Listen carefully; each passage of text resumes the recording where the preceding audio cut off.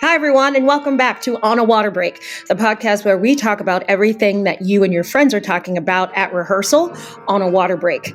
This week, we are going on a water break with Steve Vickers from Drum Corps World. 8 off the mat and go. Welcome to On a Water Break, the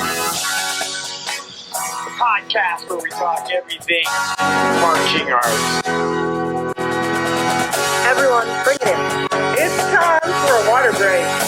Hi, everyone. It's Nicole, and we are having a really special On a Water Break today. Drum Corps World began in October of 1971. And at that time, Drum Corps International was formed and was produced continuously as a tabloid newspaper until about April of 2011, and on the internet since May of 2011. The worldwide staff of writers and photographers provide show reviews during the season and interviews, feature articles, news, and human interest stories during the off-season. The publication covers World and Open Class Drum Corps International Corps, Open and A-Class Drum Corps Associate Corps, Alumni, Mini Corps, SoundSport, Drum Battle, Parade, Exhibition, and Standstill units. But before we get going on to any more of that, joining me on the sidelines this week is our amazing Trish. How are you? Hello. How are you? So, Trish, what's your first memory of Drum Corps World? Oh my gosh. I remember being a little kid, I never wanted to be that person in this activity that was back in my day person, yet here we are. Exactly. I never wanted to be that person like that, the older person in the activity, but I guess here we are. So I'm still trying to keep it young though. So I have to say, when I was a kid and I was in my local hometown drum corps, the Sundowners in Dumont, New Jersey,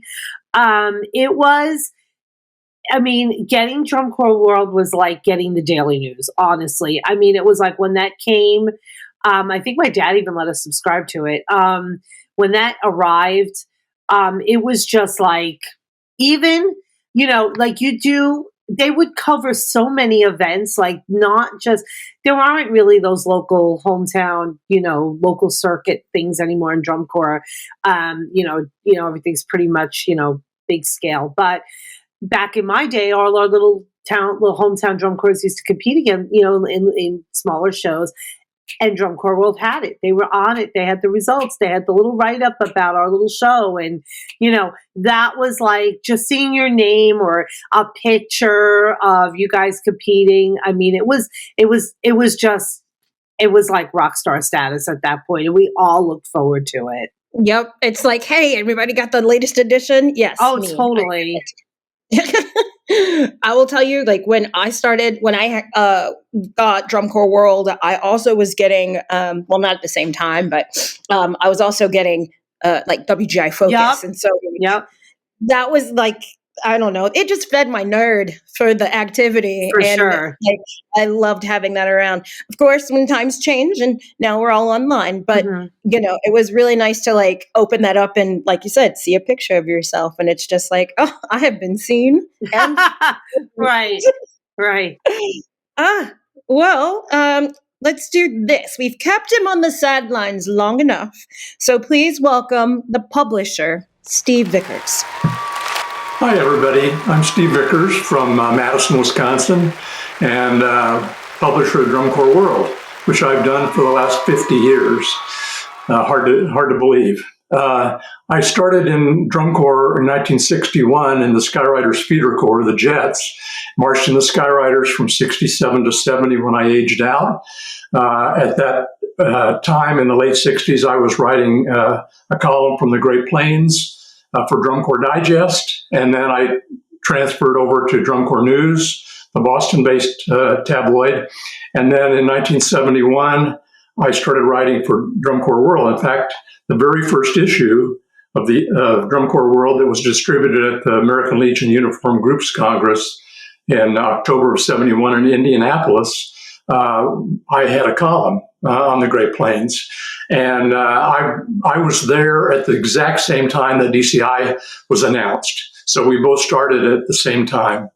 And in 1973, I was hired as the editor, and I bought the magazine a year later. But where did this love for the activity start? Was it high school? Like, tell us about how it began. Interestingly enough, one of my dad's friends from high school in Abilene, Kansas, was the director of the Skywriters. And I became aware of the Corps because the back fence of my backyard was the Kansas State Fairgrounds. And at 6 o'clock in the morning, the Skywriters used to practice right behind my house, 6 o'clock in the morning. And so that's how I became aware of them. And one day in 1960, this was in May of 1960, he came to our house to ask me if I wanted to be in the Skywriters Feeder Corps. And his name was Harlow Prof. McCosh. And his son was the mascot of the Corps. And I still remember him, his son Michael's sitting on the hood of the car while Prof came in to talk to my parents about me joining. And I played clarinet in band rather than a brass instrument. So I started out just playing a straight bass drum, keeping the beat.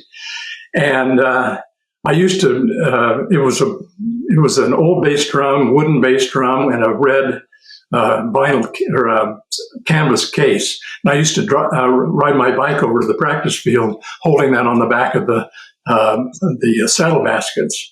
And so that's how I got my start. And my first show that I marched in was in Enid, Oklahoma. There was a great all-girl corps there called the Legionettes. And I marched in that first show a month after I joined. So I learned enough, I guess. You learned a show in a week. Yeah, so that was the start. And I had a great time in the Jets. And in 1966, when I was a junior in high school, I became the director of the Jets. And I was really good at recruiting. Well, you were a junior in high school? I'm sorry, I didn't mean to interrupt, but you were a junior in high school? Yes. And I recruited like crazy, calling parents and kids. I got a list of kids from the band directors of the 3 junior high schools. And I literally had 120 kids in the Jets. We had cymbal players. We had all those little 10-inch cymbals. We had a bunch of those. And so we had every kid that wanted to be in was in. And the next year, my parents weren't really thrilled about me marching in the Skywriters, or moving up, I should say.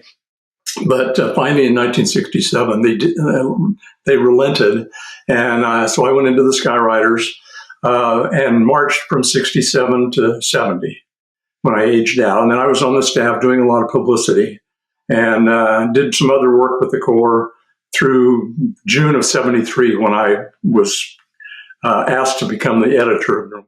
Steve, what was your age out like? I can remember when, I came to that date on the calendar when I could no longer do this, at least at that level.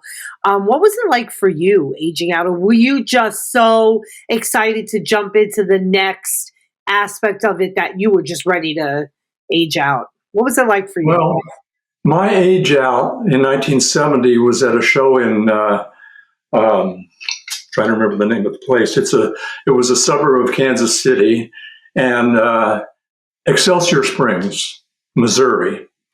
And I remember vividly that last performance.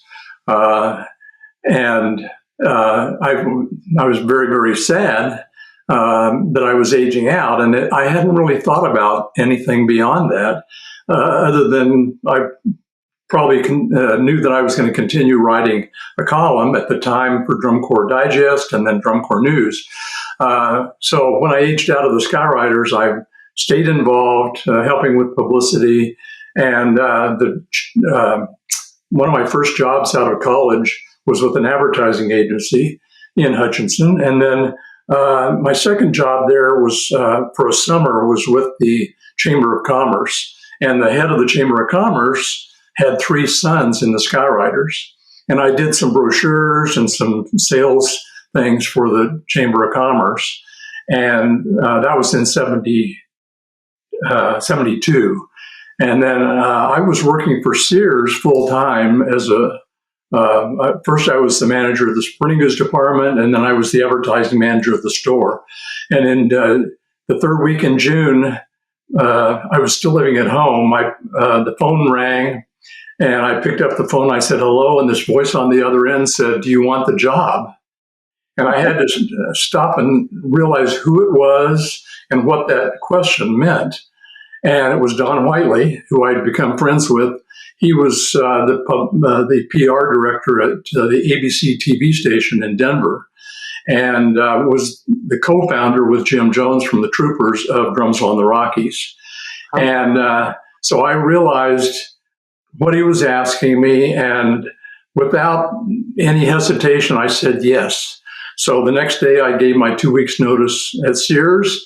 I packed up my little 1973 Volkswagen Super Beetle and drove out to Denver, lived at Don Whiteley's apartment for 2 or 3 months, and then got out on my own. I still remember the day that I arrived. I went to Cinderella City, which at the time was the world's largest shopping center. And Jackie Price was the business manager of Drum Corps World, and she was the assistant to the manager of Cinderella City. She gave me a key, and I drove up Hamden Avenue to this building that was a plumbing supply place, and the Drum Corps World office was on the second floor. And I went upstairs, and there were all these galleys of type with wax on the back, lying on a table or a desk. And I had to put the first issue together, and I literally had never done a paste up. I went to the University of Kansas, got a degree in journalism, but almost nothing we did in classes was practical. Yeah. It was just theoretical. And so I literally learned by jumping right in. And the first issue didn't look very good, but after that it looked a lot better. And in the fall, in October, I talked Jim Jones and Don Whiteley into paying for going to white paper instead of newsprint. And the first issue was printed on a printing press, sheet by sheet. And we did that for a while. And then in the spring of 74, the business was pretty much bankrupt. And I was let go. And the printer, Dick Wentland, who was at the time the director of the Blue Knights, called me one day and he said, do you want the magazine? And I said, well, what do you mean by that? And he said, I'll give it to you. And I said, well, what does that involve? And he said, well, I'll cut my printing bill in half, and then you pay that off, and it's yours. And for the price of $1. Wow. This is a great... I'm not sure I ever paid him the $1, to be honest. But the 6 months before I took it over, the business took in about $3,700. The first 6 months that I had it, I took in $37,000. Awesome. So I was able to turn it around. Wow. Cool. I do want to come in and ask a question about this, because this is a great segue into my next question, what the around the time you're talking about. So how old were you during this? I was 24 years old in 1973. So this is in a plethora of opportunity that has been bounding down your door since you were a junior in high school. This is just unheard of. Don Whiteley was an incredible person. He ran Drums on the Rockies in Denver, and ultimately got involved with DCI in Ithaca in 1974, helping them with publicity. And then he was hired by Don Pestione, the DCI executive director, to work for full time from that point on for DCI. Unfortunately, he left DCI in 1980, and I've always felt that the activity would have been better off if he'd been able to stay with it, because he was a brilliant promoter. not somebody who would go to a show and sit down and watch the corps. He was more behind the scenes, letting people know about what this activity was. And all those shows in the South, he started in Atlanta and Little Rock and so forth, called Drums Across America. So I owe all of this really to Don Whiteley. Well, I want to know a little bit more about the early days at Drum Corps World. So if you could tell us a little bit about that, like when you came in, what is it that you did? What is it that got done? Like, how was that for Green Steve? Well, I set up an office in my apartment, and I had several friends who were sort of interns or helping me. A woman named Vicki Hasley, who marched in the Troopers, helped me. A guy that lived in the apartment below me, I was playing some Chuck Mangione music, and he came knocking on the door. He wasn't a drum corps person, but he was a Mangione fan, and he helped me a bit. And I had some other people. I had a young man named I can't think of his name now. He was a student at the Colorado School of Mines, which was in Golden, Colorado. That's where I was living at the time. Did you say pardon? Did you say mime? Like mime? Mines. Like mines. Mines. Yeah. And so he helped me for quite a bit. And these were all, volunteer times. And I wasn't making a living at it either at the time. And so those were the early days.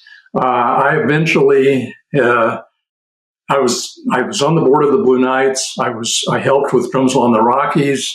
And in 1977 and 78, I ran a DCI tour show called, it was a Drums on the Rockies show in Greeley, Colorado. The first year was with the top 12 corps, not all of them, but it was that level of show. And then the second year was what back in those days were associate corps, corps 13 through 25. And after those 2 years of DCI in 77 and 78 and those 2 years of Greeley, I came to the realization that Denver was a long way from a lot of drum corps shows. And so I had, in the spring of 1978, a couple of years before that, I had come to Madison several times to see Drums on Parade.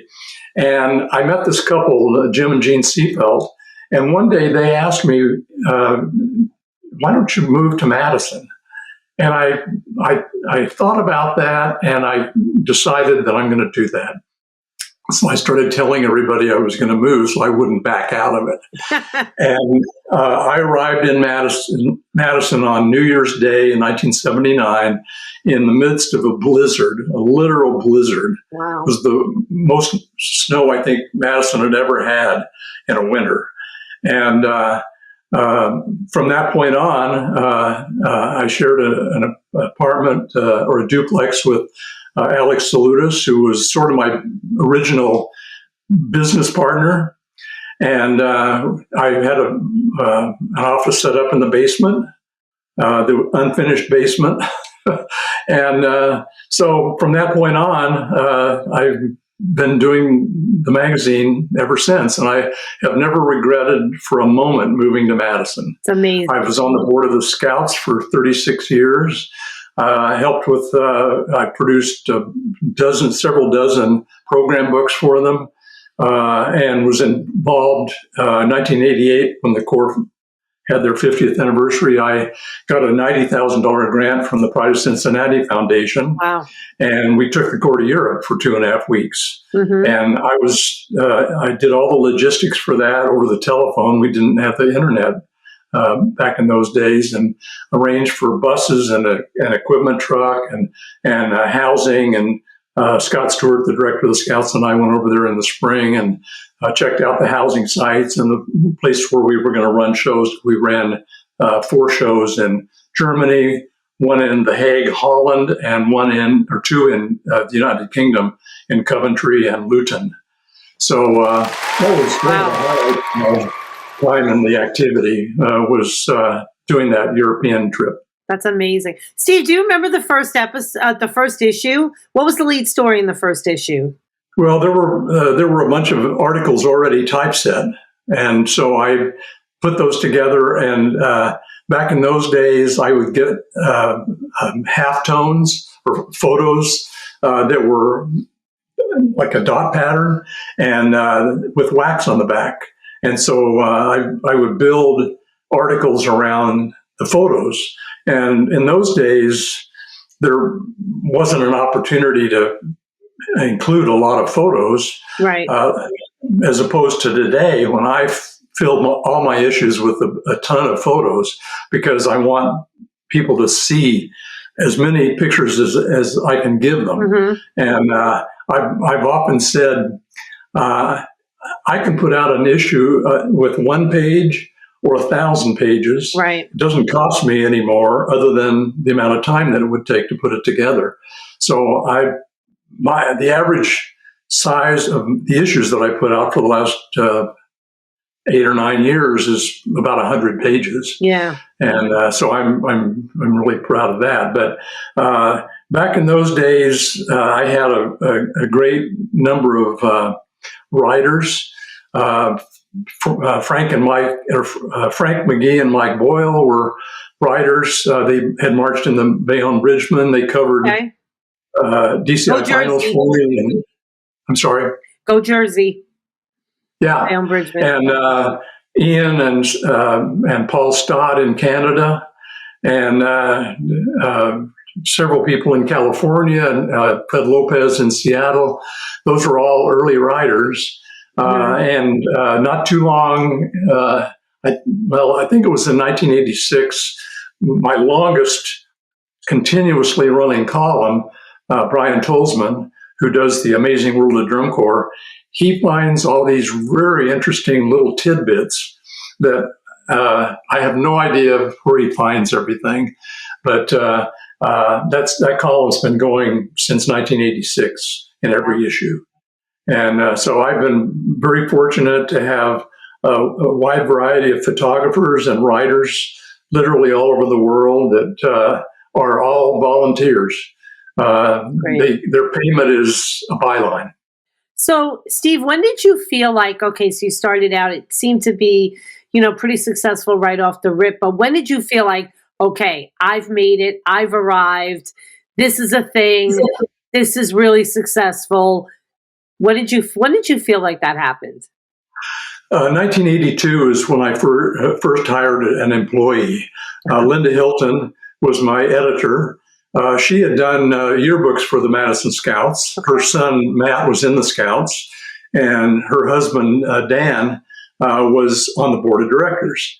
And so Linda was a great asset at the time.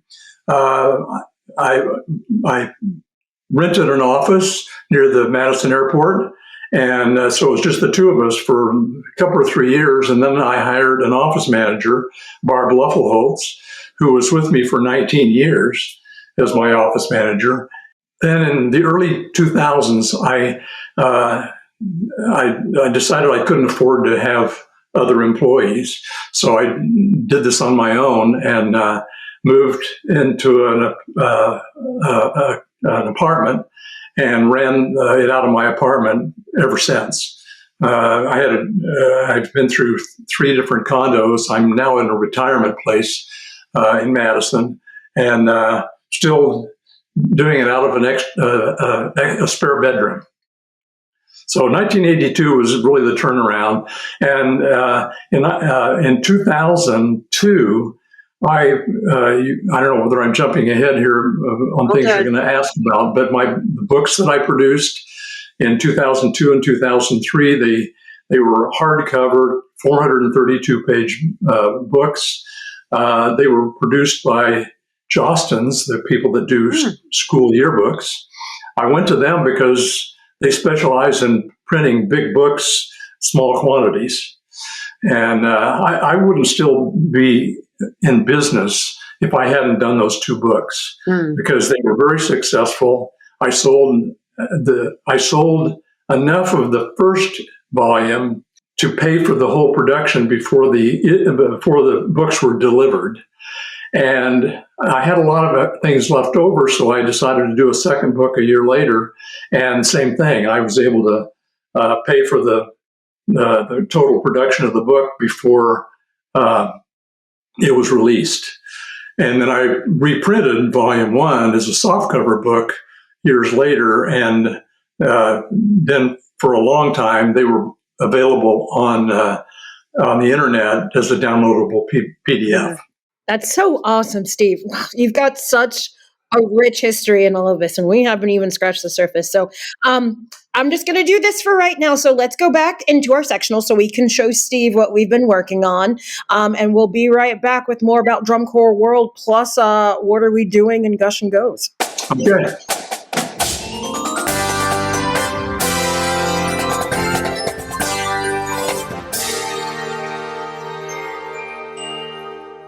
Celebrating its 25th anniversary, Guard Closet was founded as a consignment shop in 2000.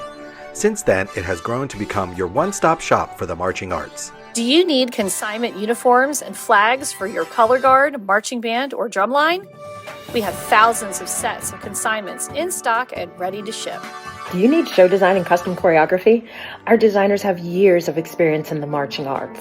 Do you need to sell your items and clear out your storage areas? We take in more than 600 sets of consignments each year and return hundreds of thousands of dollars to our consigners for their sales. Do you need to have your students order shoes, gloves, and other equipment? We can set up a microsite for easy student ordering of a wide variety of items. Do you need custom costumes or flags? We can help get you great designs from our team through top vendors like Show Day Designs. Have you listened to our podcast On a Water Break? Weekly episodes and bonus content keep you entertained and informed with what's going on in the marching arts. For over 25 years, Guard Closet has been here to help. Check us out at guardcloset.com or follow us on social media.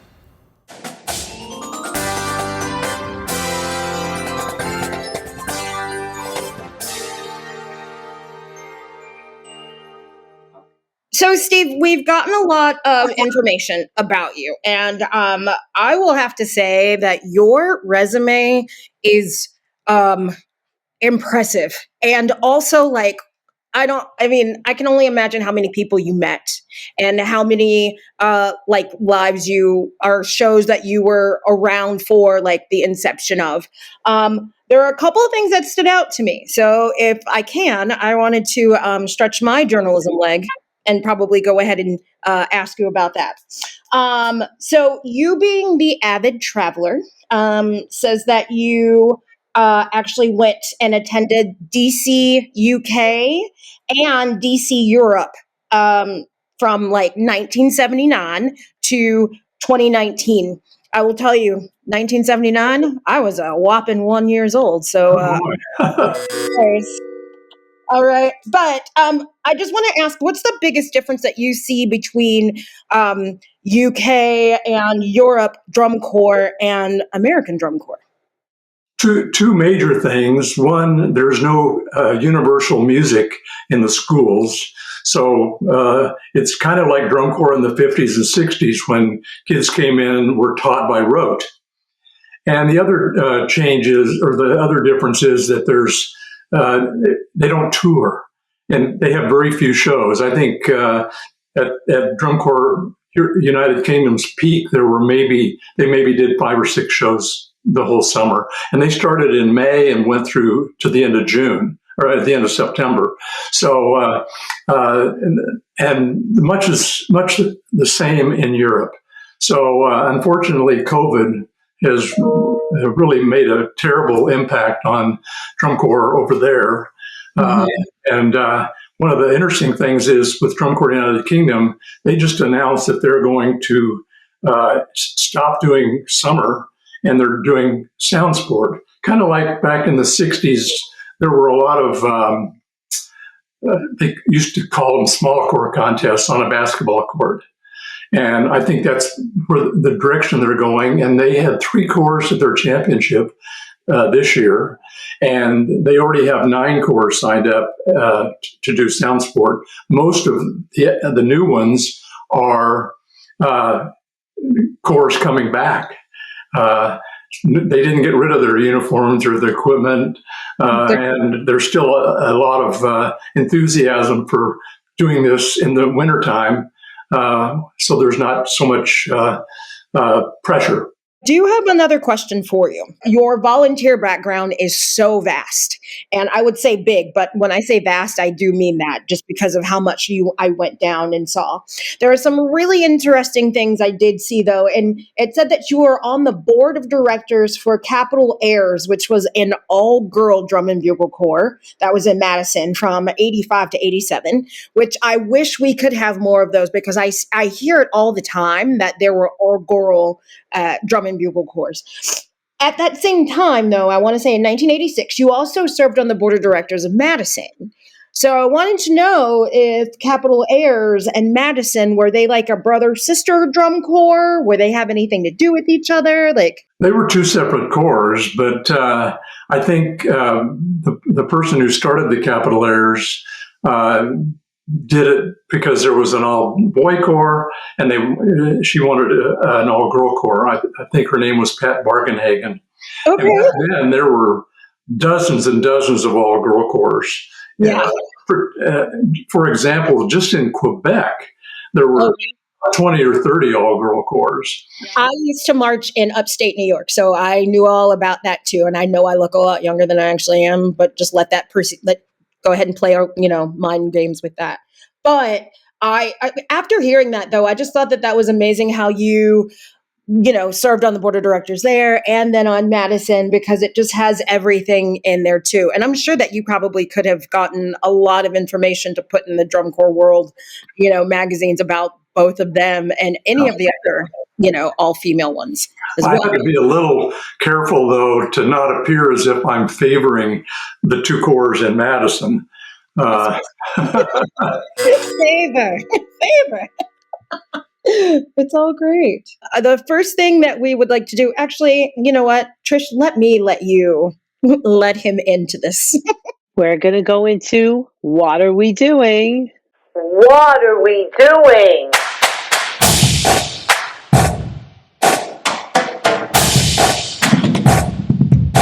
What are we doing?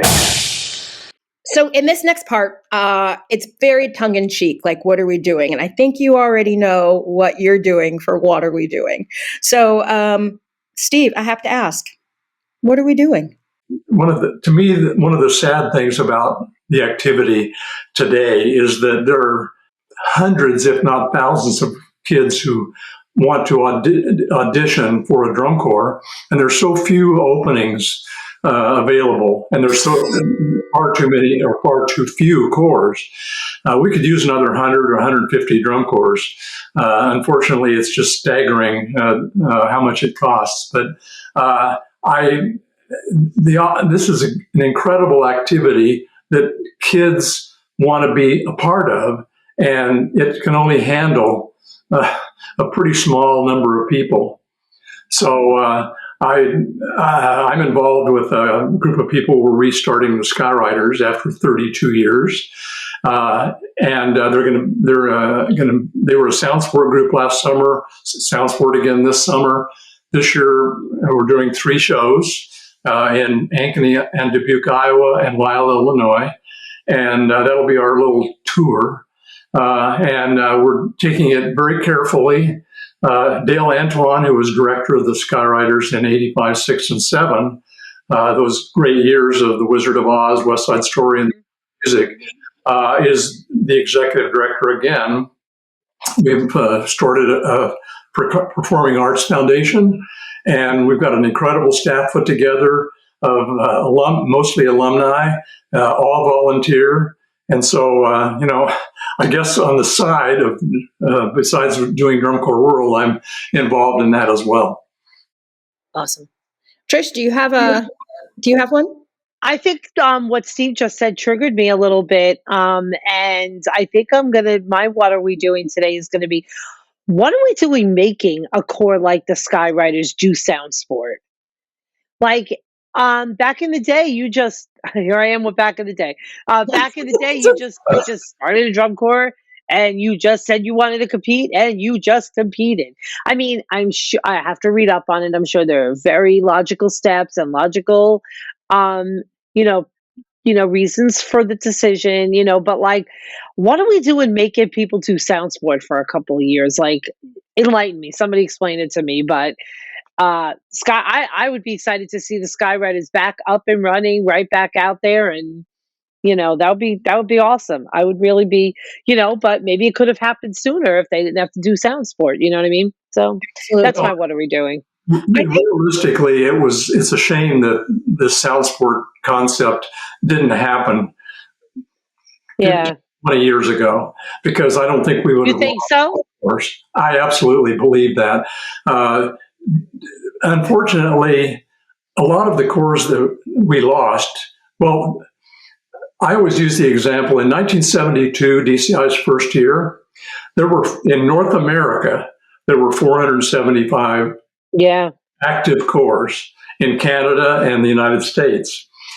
And one of my writers, Brian Tolzman, used to do an article every year, a drum corps census of the DCA corps and the junior corps. And that number just kept going down and down and down and down. And, right now, between the open world class, open class, and all age, I think we might come to about 70 groups, maybe a little bit more than that. Mm-hmm. But there have literally been thousands of corps in the history of the activity, which dates back to 1921, which was the first American Legion convention where there was a competitive parade. And that evolved into field shows a few years later. And the VFW came along in 1928. And American Legion started Sons of the American Legion, junior corps.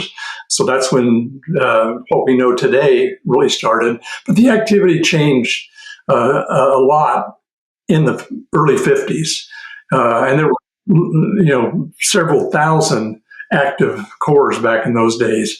What seriously hurt the activity in the late 60s was the Vietnam War draft and drugs, sadly drugs.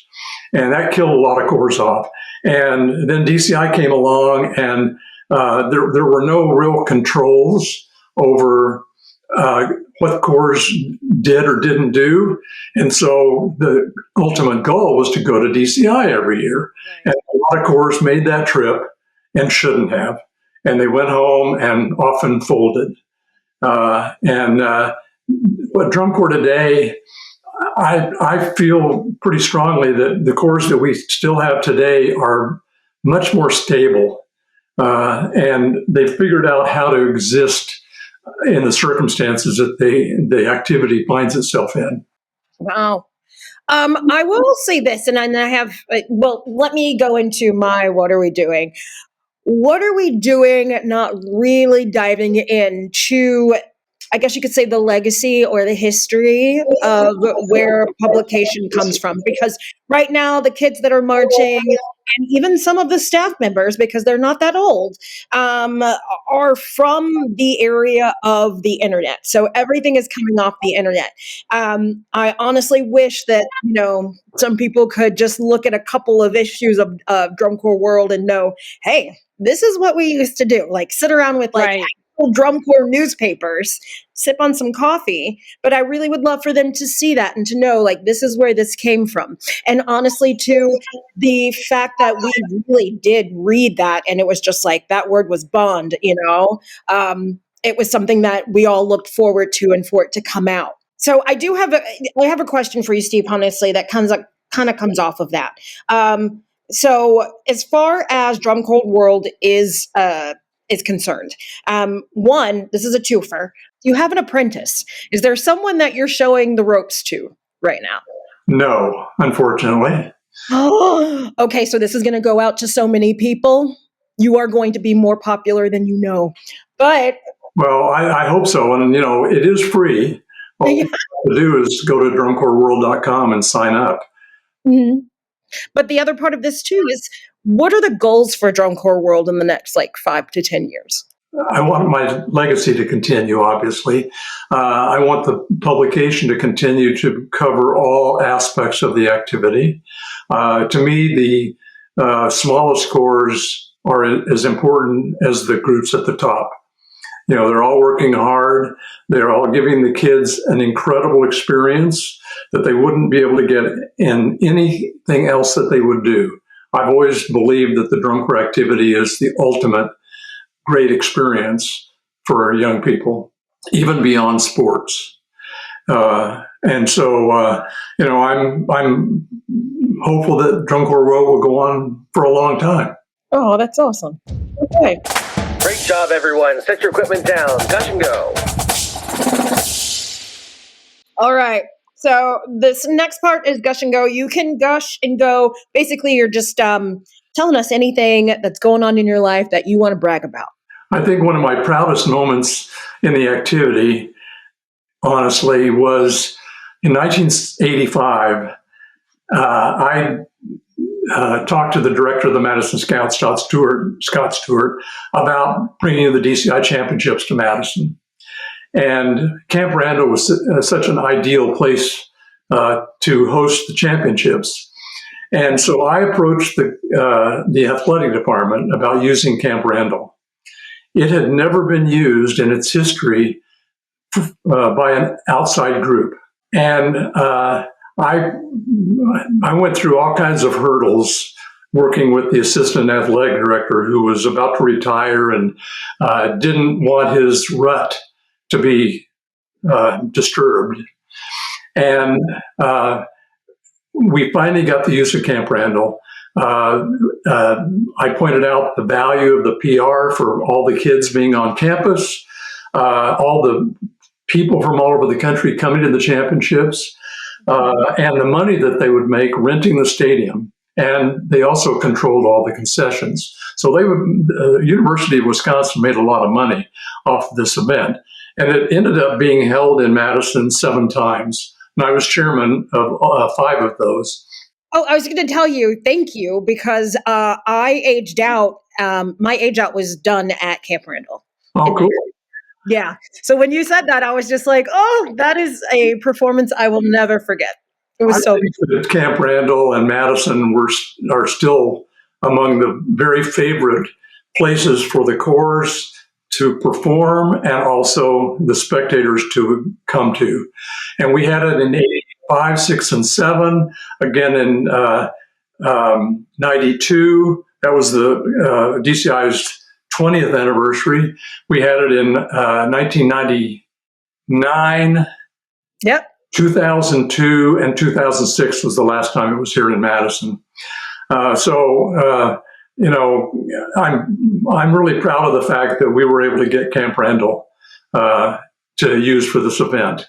And up until DCI passed the number 8 championship, we had it more than anybody else. And it was sort of a go back to a site to ensure a successful championship.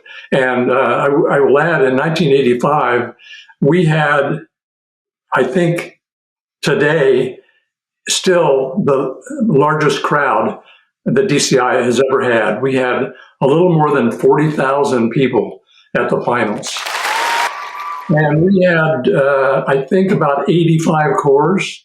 I remember tramping through almost 90 schools, counting toilets and shower heads and rooms we could use and gyms we could use and fields we could use. The other kind of proud thing about this was that my committee was myself and a gentleman named Dan O'Mealinowski, who was on the Scouts board with me. And he's the one who handled all the negotiations with the school districts. And there were a number of schools we ran into that, first of all, said no, because they'd had a bad experience back in the 70s or early 80s with a drum corps doing damage or whatever. And I appeared before 2 or 3 different school boards to get the use of schools, and was able to get each one that I appeared before. So we had almost 90 schools the first year, which was more than we needed. Unfortunately, today, it's an incredible challenge for local sponsors as well as DCI championships to find housing. It's just easier to say no than to let a group into a school building. I'm going on my first, next week, I'll be going to my first music convention. So Indiana Music Educators Association. And I'm excited to do it. I've never been to one. And hopefully this opens a little bit more doors to me. And I really want to see what actually happens there as well. So I'm very excited to go. Well, I used to go to the Midwest International Band and Orchestra Clinic in Chicago at the Conrad Hilton Hotel.